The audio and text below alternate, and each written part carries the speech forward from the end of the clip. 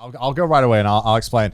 I put the Hayao Miyazaki film on here because the more I like, you liked it? The more I sit after watching this movie, the more I really fucked with it. I still need to watch it. Yeah, initially when I left the theater, I was kind of like, okay, whatever. Yeah. But the more I've just gone on about my life, the more I've thought about that movie a lot more, which I feel like a lot of movies don't do. Yeah. A lot of movies, when I watch them, I consume them and I think nothing of them until someone reminds me they exist. Yeah.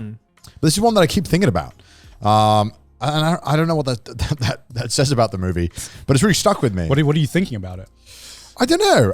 I was really, really, really, and I know this is such a usual thing to say, but the music and the visuals were so fucking good, as always. Yeah. Well, that's something you can normally expect from a Ghibli film. Yeah, I know.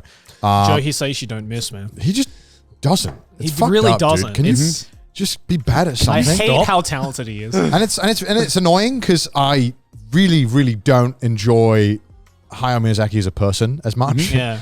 Just because the way that he talks about things, and dude, I'm still angry about how he was mean to his son. Even though some people online find that like really funny and based, and like so fucking based, and it's like, what a fucking awful dad. Yeah. But goddamn, he makes bangers. but goddamn, this film is really fucking good, Yeah. and I really can't wait to watch this dubbed again because fucking Robert Pattinson.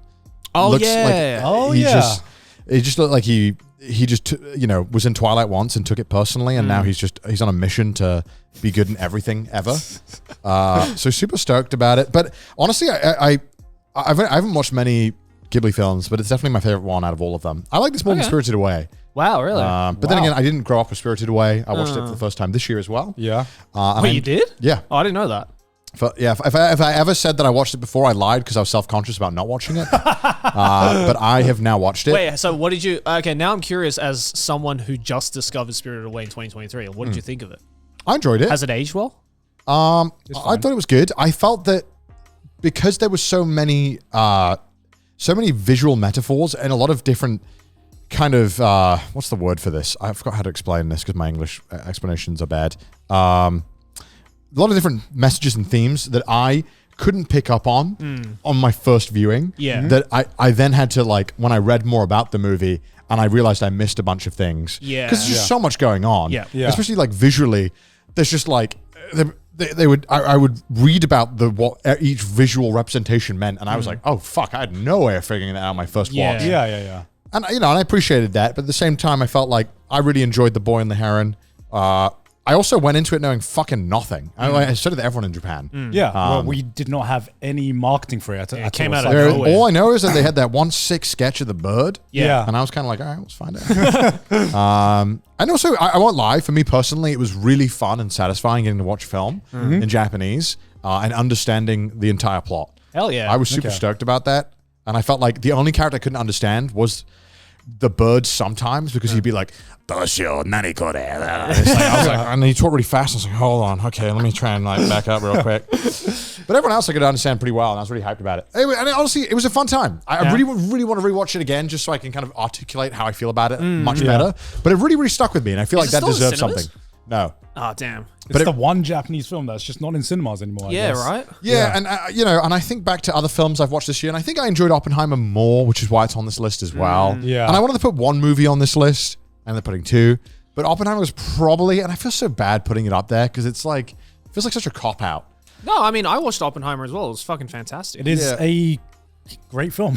John Wick 4 came out this year, which I also loved.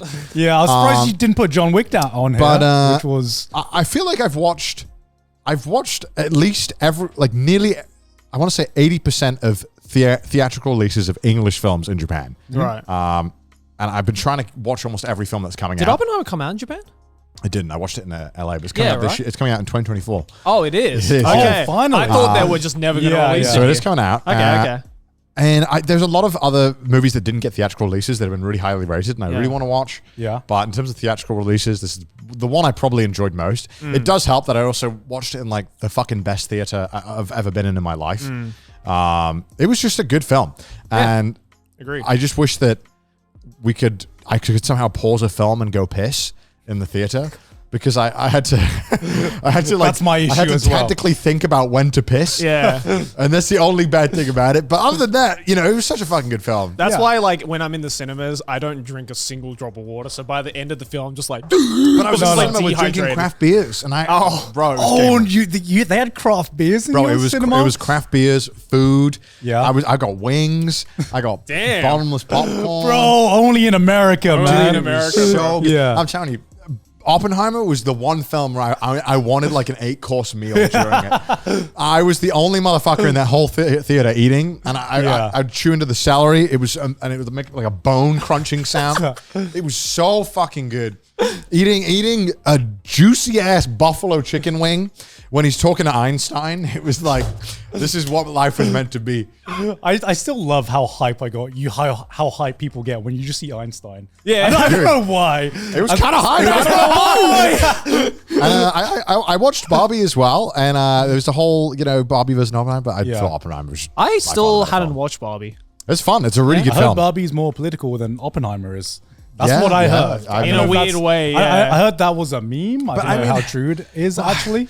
But it's like, dude, it's crazy how you know, and we. Do you know when we had Hassan on, we talked about One Piece, we were like, whoa, Yeah. One Piece is political. And obviously, we played it up a bit, and people Yeah. were like memeing on us because we were like, we didn't know One Piece was political. And obviously, I know that One Piece is political, but I was, I think all of us were like playing it up to kind of have the conversation enter that kind of thing.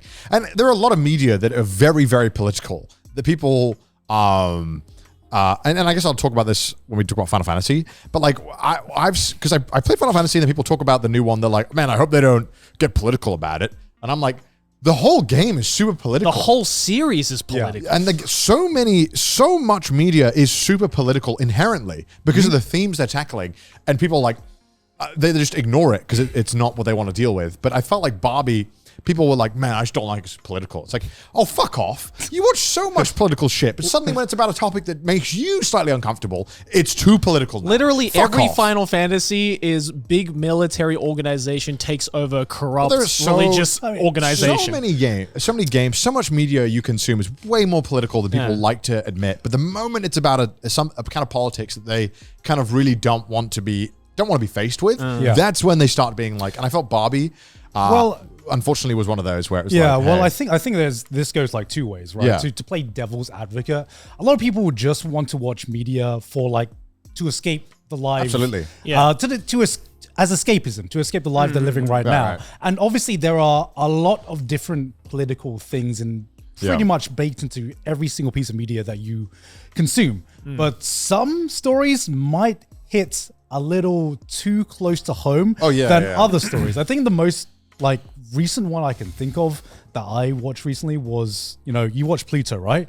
Yeah. The one where they had a whole storyline about going to this Middle Eastern country go to Iraq. to look for robots of mass destruction that may or may not have been in development. That was a little. I was like, okay. we couldn't have thought of a slightly different storyline.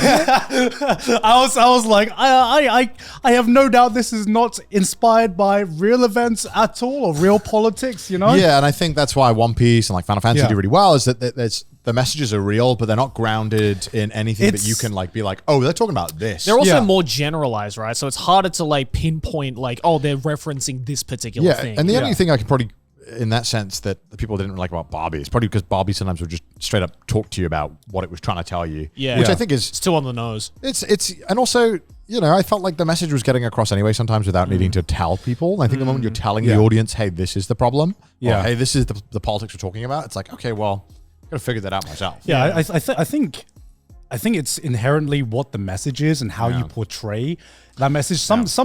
Some pieces of media do it really well. Like, sometimes the best ones are shows like South Park or Always Sunny, where they kind of don't lean towards one message or another. They're more of just like making you think about the entire situation in itself. South Park's interesting. South Park's sometimes okay and sometimes really fucking bad, depending on what they want to do. But it is very funny seeing people be like, look, Eric Cartman's right, guys. He was right all along. Everything is too woke. And it's like, do you understand who Eric Cartman is and Yeah. what the role he fills, you are completely missing the point. You are the joke. fact that you're taking things You from South agree Park with Eric seriously Cartman is means an that L. you're wrong.